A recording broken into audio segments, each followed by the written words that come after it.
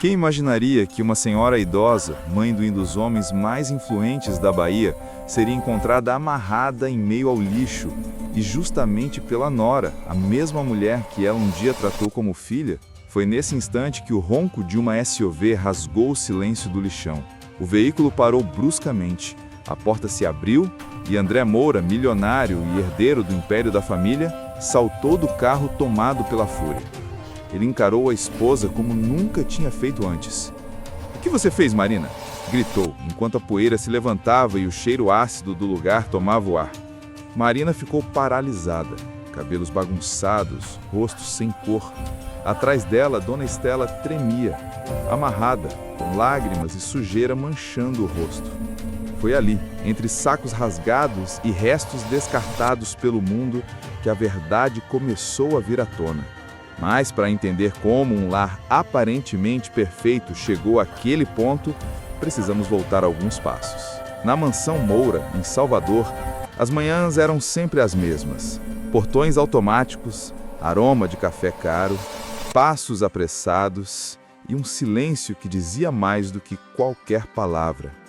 Os saltos de Marina ecoavam pelos corredores antes mesmo de seu bom dia, frio e protocolar. Na cozinha, Dona Estela organizava flores do jardim, seu pequeno ritual diário, o único momento em que ainda sentia que podia cuidar de algo. André já saía para o trabalho, terno impecável, olhar distante, dedos presos ao celular. Passava pela mãe como quem passa por uma lembrança antiga. "Filho, não vai tomar café?" perguntou ela, escondendo a saudade. "Depois, mãe, tô atrasada." E o som do motor do carro se afastando era sempre igual. Curto, indiferente. O silêncio que restava pesava. Helena enxugava a louça. "A senhora devia descansar, Dona Estela." "Descansar, Helena? Quem vive sozinha descansa até demais", respondeu com um sorriso triste. Então Marina desceu as escadas com seu perfume forte e ares de superioridade. "Bom dia, sogra. Dormiu bem?" "Dormi sim, graças a Deus." "Ótimo. Hoje tem uma reunião importante na fundação." O "depois conversamos" nunca acontecia. Estela sabia que a doçura de Marina era só fachada. Lá fora o sol forte batia no jardim, o único lugar onde Estela se sentia viva. Um pardazinho pousou ao seu lado. "Pelo menos você volta", murmurou. "Helena lhe trouxe um chá." "Tem coisa que Deus mostra e a gente insiste em ignorar", disse a empregada. "E tem gente que vê e finge que não é com ela." Enquanto isso, a voz autoritária de Marina ecoava dentro da casa. "Ninguém mexe nos papéis da fundação, só eu e o Sr. André." Estela sentiu um arrepio. Intuição de quem já viveu tempo demais. O mal não arromba portas, ele aprende a sorrir. Na TV, Marina aparecia dando entrevista, representando a Fundação Moura. O público viu uma mulher elegante e altruísta. Estela, porém, reconhecia aquele brilho forçado nos olhos. André, em outra parte da cidade, ignorava mais uma ligação da mãe durante uma reunião. "Problemas em casa?" brincou um colega. "Não, só coisa de mãe", respondeu tentando rir. Àquela altura, a mansão já carregava outra atmosfera. Helena dobrava roupas quando Edgar, o choferista, passou apressado com um envelope. "Documento para Dona Marina", disse, fugindo do olhar de Helena. Estela, tentando ser gentil, levou o café para a nora no escritório. "Obrigado, sogra. Deixa aí", disse Marina, quase sem olhar. Ao notar envelopes pardos com selos de transferência, Estela perguntou: "E essas doações? Coisas da fundação. A senhora não entenderia", respondeu Marina, cortante. Estela saiu humilhada. Ser diminuída doía mais do que qualquer resposta atravessada. Horas depois, enquanto regava o jardim, Estela viu Edgar entrar pela porta lateral. Sempre o mesmo caminho que Marina usava para evitar a cozinha. Helena percebeu. Estranho, né? Ele nunca entra por aí. Mais tarde, ao passar pelo corredor, Estela ouviu vozes atrás da porta do escritório. "Fecha a cortina, Edgar. E se alguém vê?" "Ninguém vê. Ele nunca está em casa." O riso abafado que veio em seguida destruiu algo dentro de Estela. Quando Marina e Edgar saíram de carro, rindo como cúmplices, ela entrou no escritório. Entre papéis e extratos, algo chamou a atenção. Doações duplicadas, projetos encerrados usados como fachada, carimbos falsos. Transferência para Instituto Horizonte, R$ 200 mil. Leu baixinho. O sangue gelou. Aquilo não era só adultério, era roubo, era fraude, era destruição, e estava acontecendo dentro da própria casa. No mesmo instante, o barulho de salto ecoou pelo corredor. Estela guardou os papéis às pressas e fingiu estar organizando a mesa. A porta se abriu. Sogra, disse Marina com um sorriso sem alma. Posso saber o que a senhora está fazendo aqui? Eu só estava limpando a poeira, respondeu Estela, tentando manter a calma. Marina se aproximou devagar, olhando direto nos olhos dela. Curiosa, né? Não, só preocupada. Pois devia cuidar da sua vida, dona Estela. Tem coisas que não são para o seu entendimento. Aquela frase cortou como faca, mas Estela respirou fundo e respondeu firme. O dinheiro do meu filho é o meu entendimento, sim. Marina deu uma risada curta, debochada. Ah, claro, a santa sogra, guardiã da moral e dos bons costumes. Eu não sou santa, Marina. Só aprendi a enxergar o que muita gente finge que não vê. O clima ficou pesado. As duas se encararam. Por um momento, parecia que o ar tinha parado. O André não vai acreditar na senhora, disse Marina com o tom de quem já sabe o resultado. Talvez não, mas uma hora a verdade chega, sempre chega. Marina se aproximou até ficar a um palmo do rosto dela. Cuidado com o que a senhora anda vendo, dona Estela. Às vezes a curiosidade mata mais rápido que a idade. E saiu, deixando o perfume caro e a ameaça no ar. Estela ficou parada, segurando os papéis contra o peito. Os dedos tremiam. Sabia que precisava contar para o filho, mas também sabia o quanto ele confiava naquela mulher. No fim da tarde, tentou ligar. Alô, filho? Mãe, não posso falar agora, estou numa reunião. André, é importante. Depois a gente conversa, tá bom? E desligou. O barulho do telefone cortou o coração dela. Helena entrou e a encontrou chorando. O que foi, dona Estela? Nada, minha filha. É só difícil quando a gente vê o perigo chegando e ninguém acredita. Lá fora, o céu fechava.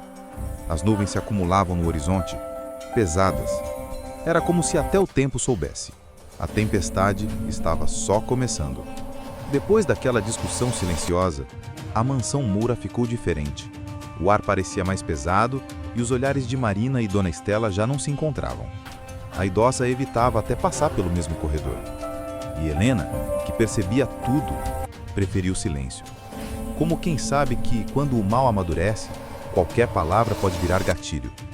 Nos dias seguintes, Marina passou a agir com uma calma calculada. Era o tipo de tranquilidade que antecede a crueldade. Sempre com o celular nas mãos, trocando mensagens rápidas, ela sorria sozinha, como se planejasse o próximo movimento. Edgar, o motorista, parecia nervoso. Suava o tempo todo, errava o caminho, gaguejava ao falar com Marina, mas bastava um olhar dela para ele se recompor. Hoje à tarde, vai me ajudar com uma coisa, disse ela enquanto colocava os óculos escuros. O que foi agora? Perguntou ele hesitante. Nada demais, só uma lição para quem esqueceu o próprio lugar. No mesmo horário, Dona Estela arrumava uma pequena mala. Ia visitar uma vizinha doente no bairro vizinho, ou pelo menos era o que dizia. Mas antes que pudesse sair, Marina apareceu na porta com aquele sorriso polido. Sogra, eu mesma posso te levar. Fica mais fácil. Não precisa, minha filha. O ônibus passa aqui na esquina. Imagina, que isso é pertinho. A gente aproveita e vê um projeto social da fundação. Acho que a senhora vai gostar. A proposta parecia inofensiva, e o tom doce foi o suficiente para desarmar qualquer desconfiança. Helena viu as duas saindo, e algo dentro dela gelou. Dona Estela nunca anda com ela, murmurou olhando pela janela.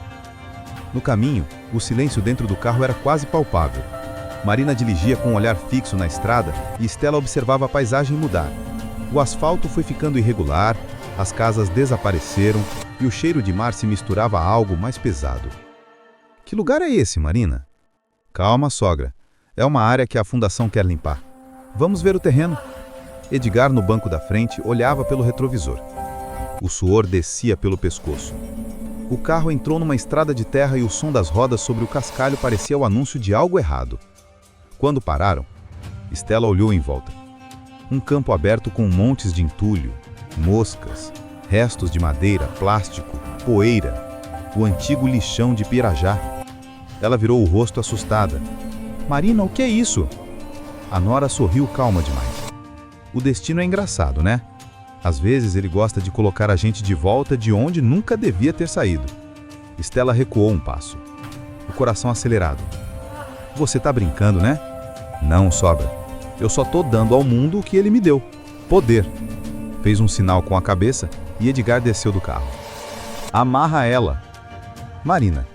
Não, disse ele com a voz trêmula. A senhora quer mesmo fazer isso? Eu quero que ela aprenda. Edgar hesitou, mas obedeceu. Com as mãos trêmulas, amarrou as punhos de Stella com uma corda grossa, presa a um pedaço de ferro no chão. Não faz isso, Marina, implorou a idosa, tentando conter o choro. A senhora devia ter ficado calada. O vento levantava poeira, o sol queimava. As moscas rodeavam o rosto dela. Stella, ofegante, olhou para Nora e disse entre soluços: Eu te tratei como filha. Defendi quando ninguém acreditava em você. Marina respondeu sem emoção: Pois é. E eu aprendi com a senhora que mãe só serve até o filho aprender a andar sozinho. Deu as costas, entrou no carro e fechou a porta com força. Edgar ainda olhou para a janela aflito. Ela vai ficar bem?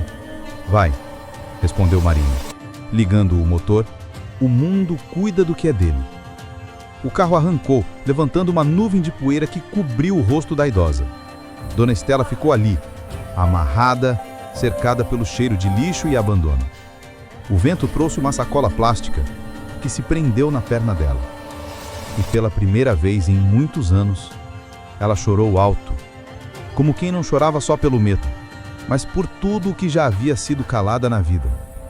De longe, uma revoada de urubus cruzou o céu, e o silêncio daquele lugar parecia dizer: Ninguém vai te ouvir aqui.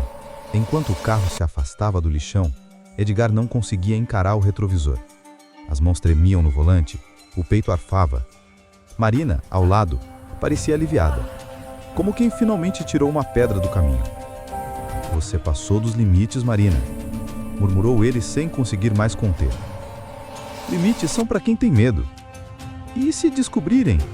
Ela riu, fria. Quem vai descobrir? Uma velha sozinha num lixão? Mas o que Marina não sabia é que Helena já havia percebido tudo. Pouco antes da SUV sair, ela viu o carro tomando o rumo oposto da cidade e o olhar assustado de Dona Stella pelo vidro. Algo naquela cena ficou gravado como um presságio. Naquela noite, Helena tentou ligar para André. Doutor André, é a Helena. Me desculpe ligar tão tarde, mas acho que aconteceu uma coisa. O que foi, Helena? A Dona Stella. A Marina saiu com ela e ainda não voltaram. E ela parecia com medo. Do outro lado da linha, silêncio. Como assim com medo? A voz dele mudou de tom. É difícil explicar, mas a senhora estava estranha, como quem sabia que ia acontecer algo ruim. André olhou pela janela do apartamento. A cidade lá fora, silenciosa, parecia distante. Eu tô indo agora. Ele desceu apressado, pegou as chaves da SUV e saiu em disparada. A cada quadrante, a mente girava como um terveinho. Será que a mãe passou mal? Será que Marina mentiu de novo? Enquanto isso, no lixão, Dona Stella tentava se soltar. As cordas apertavam os punhos. O corpo tremia, o suor se misturava à poeira.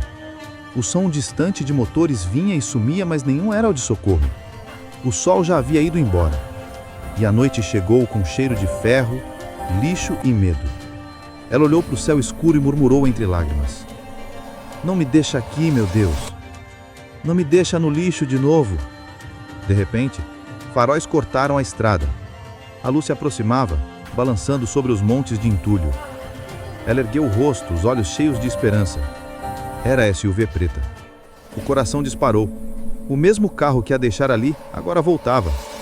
Ela chorou sem saber se de alívio ou de desespero. O carro parou bruscamente. A porta abriu, e Edgar Moura desceu ofegante com a lanterna do celular nas mãos. Mãe! Gritou. O som ecoou entre os montes de lixo. Mãe! Quando ouviu a voz do filho, Stella tentou responder, mas a boca amordaçada impedia. André seguiu o som de um gemido fraco até encontrar o corpo frágil, amarrado, coberto de sujeira. O chão sumiu sob. Correu, ajoelhou-se e arrancou a mordaça. Mãe, o que é isso? Quem fez isso com a senhora? Ela chorava, mal conseguindo respirar. Foi ela. Ah! André ficou paralisado. A Marina? Eu descobri tudo, filho. Ela e o Edgar estavam desviando dinheiro. Eu vi os papéis. Eu só não te contei antes porque achei que você ia pensar que eu estava ficando louca. As palavras vinham em soluços. Ninguém acredita mais em velha, né, meu filho? Quando a gente tenta avisar, dizem que é mania, que é implicação. André segurou a mão dela com força. Não fala assim, mãe. Me perdoa por não ter ouvido. Ela olhou nos olhos dele. E mesmo suja, machucada, havia dignidade naquele olhar. Ela faria o mesmo com você, André. Do mesmo jeito que fez comigo. O vento soprou forte. O som das lonas tremiam. Lá do alto, apenas as luas estavam de testemunha. O barulho da SUV estacionando diante da mansão quebrou o silêncio da madrugada. André ainda tinha as mãos sujas de terra e o rosto marcado pelo desespero. Entrou sem bater. A porta bateu com força, acordando até o vento. Marina desceu as escadas em passos lentos de hobby de seda, fingindo surpresa. André, o que foi isso? Você está coberto de sujeira. Ele não respondeu, apenas a encarou.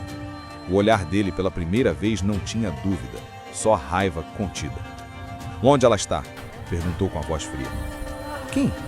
A minha mãe. Marina piscou rápido, tentando manter o controle. Eu levei ela para uma casa de uma amiga. Ela estava se sentindo mal. Sabe como é? Pensa bem antes de continuar mentindo para mim. O tom dele fez o sangue dela gelar. André deu um passo à frente. Eu achei a minha mãe, Marina, amarrada no meio do lixo. Ela empalideceu. O quê? Como assim? Do jeito que você deixou, gritou ele batendo a mão na mesa. O som ecoou pela sala, acordando o medo. Por um instante, Marina ficou sem fala. Depois tentou se recompor. André, isso é absurdo. Eu jamais faria uma coisa dessas. Eu vi as marcas nas mãos dela. As cordas ainda estavam lá. Ele se aproximou, o rosto a centímetros do dela. Me diz a verdade. Marina tentou mudar o tom, falando baixo. Ela sempre me odiou, André. Sempre quis te afastar de mim. Essa mulher é obcecada. Cuidado com o que você diz. Cuidado você, rebateu ela perdendo a pose. Você não tem ideia do que é viver com alguém te olhando como se você nunca fosse suficiente. André respirou fundo, tentando conter o impulso. Eu tenho ideia sim, porque é exatamente assim que você trata todo mundo. O silêncio ficou pesado. Ele foi até a gaveta do escritório e tirou os papéis que encontrara nas mãos da mãe. Reconhece isso aqui? Perguntou jogando sobre a mesa. Marina olhou e desviou o olhar. São documentos da fundação. São provas de desvio assinadas por você. E adivinha quem te ajudou? O motorista. Ela tentou rir, mas a voz falhou. Isso é ridículo. Não é ridículo, não. É crime. E você quase matou a minha mãe para esconder. Os olhos de Marina encheram-se de lágrimas, mas não de arrependimento, e sim de raiva. Você sempre acreditou mais nela do que em mim. E com razão. Eu fiz tudo isso por nós, André. Eu cansei de viver à sombra de uma velha que se mete em tudo.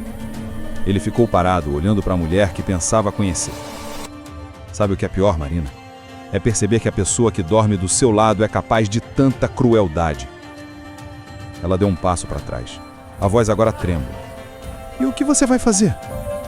Eu vou fazer o que devia ter feito há muito tempo. André pegou o telefone e ligou. Alô, delegado Campos? Aqui é André Moura. Preciso registrar uma denúncia de agressão e tentativa de homicídio. Marina ficou imóvel. Você não vai fazer isso? Eu já fiz. A sirene da viatura cortou a madrugada poucos minutos depois. 2 policiais entraram na mansão. Marina tentou argumentar, mas as palavras se perderam quando as algemas fecharam em seus pulsos. Enquanto a levavam, ela virou o rosto em direção ao marido. Você vai se arrepender. Ele respondeu sem raiva. Eu já me arrependi. Do lado de fora, o dia começava a nascer. O céu de Salvador ganhava tons de laranja e cinza, e o vento soprava com cheiro de chuva. André subiu as escadas lentamente e parou na porta do quarto da mãe. Dona Estela dormia, exausta, o rosto sereno pela primeira vez em muito tempo. Ele se aproximou, segurou a mão dela e sussurrou: "Me perdoa, mãe. Agora eu te ouvi." 2 dias se passaram desde a prisão de Marina, mas a casa ainda parecia carregada. O eco dos passos dela ainda vivia nas paredes. André andava de um lado para outro sem conseguir trabalhar, sem atender telefonemas. Helena fazia o possível para manter a rotina, mas até o som da chaleira parecia diferente. "Café ou Dr. André?" perguntou com cuidado. Ele balançou a cabeça. "Mais tarde." Helena foi até o quarto da mãe. Dona Estela estava acordada, sentada na poltrona perto da janela, observando o movimento das árvores no jardim. O curativo nas mãos ainda doía, mas o olhar dela já não era de quem sofre, era de quem sobreviveu. "Dormiu bem?" perguntou ele com voz baixa. "Dormi", respondeu ela sem tirar os olhos do lado de fora. O mundo parece mais silencioso quando a gente finalmente para de brigar com o que não pode mudar. Ele se aproximou e sentou ao lado dela. "Eu devia ter te ouvido antes, mãe." "Filho", disse, pousando a mão sobre a dele. "Todo mundo demora para ouvir o que não quer acreditar. O amor cega tanto quanto o ódio." O silêncio que se seguiu era confortável. Não havia mais culpa, só o vazio de quem já chorou tudo. "A polícia falou com o Edgar?" perguntou ela. "Sim." Ele confirmou tudo. Disse que ajudou a Marina por medo. Estela respirou fundo. Covardia também é escolha. Lá fora o sol atravessava as cortinas, desenhando linhas douradas no chão do quarto. Helena entrou com uma bandeja e sorriu discreta. "Trouxe chá de camomila. A senhora precisa recuperar as forças." "Obrigada, minha filha", respondeu Estela. "Você foi um anjo nessa casa." Helena se emocionou. "Só fiz o que qualquer pessoa faria." "Não", interrompeu André. "Se todo mundo fizesse o que é certo, minha mãe não teria passado por isso." A empregada baixou os olhos sem saber o que dizer. Mais tarde, André caminhou até o escritório. Os documentos da fundação ainda estavam espalhados. O logotipo, que antes representava orgulho, agora aparecia uma cicatriz. Ele ligou para o conselho administrativo. "Quero suspender todas as atividades até nova auditoria. Nada volta a funcionar enquanto não soubermos a extensão do desvio." Do outro lado da linha, silêncio. A decisão estava tomada. À tarde, ele e a mãe foram ao jardim. Era o mesmo lugar onde Estela cuidava das flores todos os dias, quando ainda tentava encontrar alegria no cotidiano. Agora o cheiro das pétalas frescas trazia um alívio espiritual.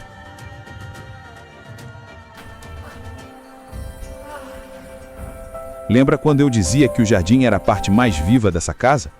perguntou ela. "Lembro, sim." "Pois é, o que estava morrendo não eram as flores, era a gente." André sorriu com os olhos mareados. "Eu prometo que não vou te deixar sozinha nunca mais."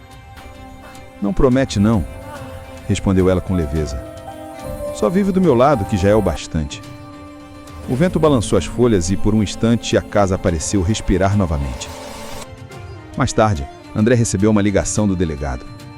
A Marina confessou, disse que fez tudo por raiva, por medo de perder a vida que tinha. André apenas respondeu: "A ganância transforma qualquer amor em veneno." Quando desligou, olhou para o céu escurecendo e sentiu algo que há muito tempo não sentia: paz. Não a paz de quem venceu, mas de quem finalmente entendeu. No quarto, Dona Estela rezava em silêncio.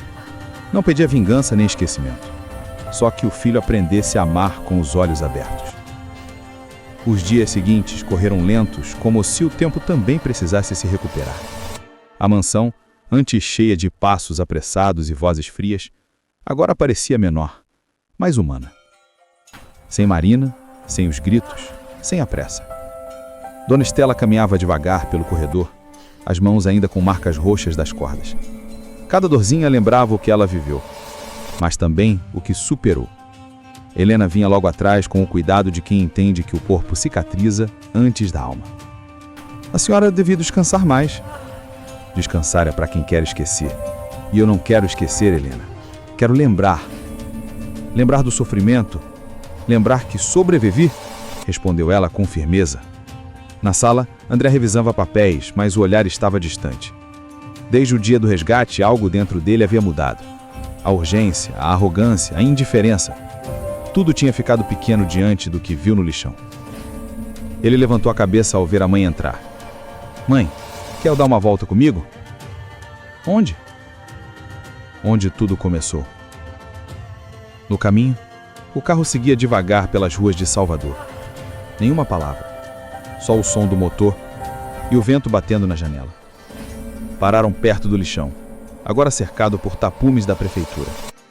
Estela desceu e ficou olhando por alguns segundos. O cheiro ainda estava lá, mas o medo não. Engraçado, né?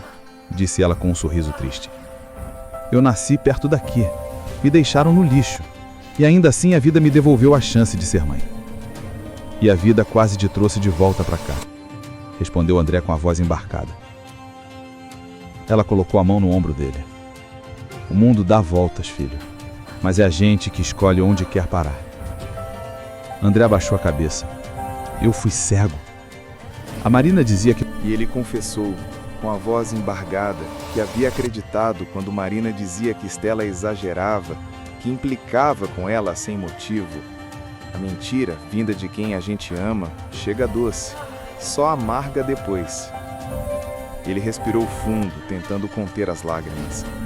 Eu devia ter estado presente, mãe, com o meu filho também.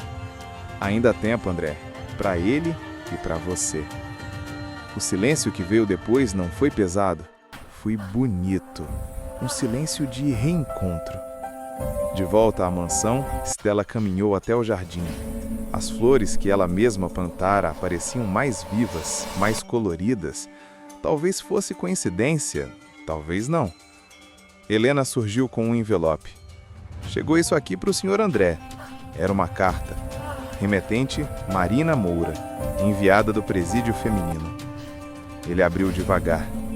André, não escrevo para pedir perdão. Sei que o que fiz não tem desculpa. A culpa que eu carrego aqui dentro é pior que as grades. A única coisa que peço é que cuide da sua mãe, porque, mesmo depois de tudo, eu não consigo odiar quem me mostrou o que é amor de verdade. Ele releu em silêncio, dobrou o papel e o deixou sobre a mesa. Estela o observava. Era dela, né? Era. E o que dizia? Que o amor é uma lição que muita gente aprende tarde demais. Estela concordou com um leve aceno. Às vezes é preciso perder tudo para descobrir o que realmente importa. O sol já baixava, pintando o céu de dourado.